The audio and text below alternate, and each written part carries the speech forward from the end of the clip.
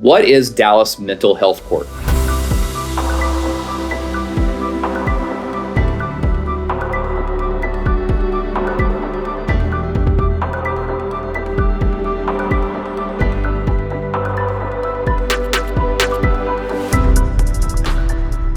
Sometimes when you are charged with a crime, a prosecutor or your defense attorney may look at the discovery. A lot of times the videos that are associated with your case that were collected when you're arrested, or say a police report, and they may think that, well, you may have some issues that would be effectively resolved through the mental health court in Dallas County. A lot of times people don't want to admit that they have maybe some problems because they're embarrassing. It could mean you've been diagnosed with acute depression, anxiety, bipolar disorder, schizophrenia. It's just embarrassing to talk about those issues with your attorney. But if your attorney's not already aware, you need to make sure that your attorney knows that you may have one of those issues, because if you do, you can get into what's called mental health court in Dallas. And the reason why this is important, and the reason why Dallas County has identified this as something that needs to be resolved in a different way than other criminal cases, is say that someone is schizophrenic. They've committed some type of an assault. Your case is going to be different because if you have schizophrenia and you committed assault, it can be attributed sometimes to that mental health issue. And the way Dallas views it is, well, if we just treat them like every other person, that's not going to solve the problem. It could be sometimes someone that has a mental health issue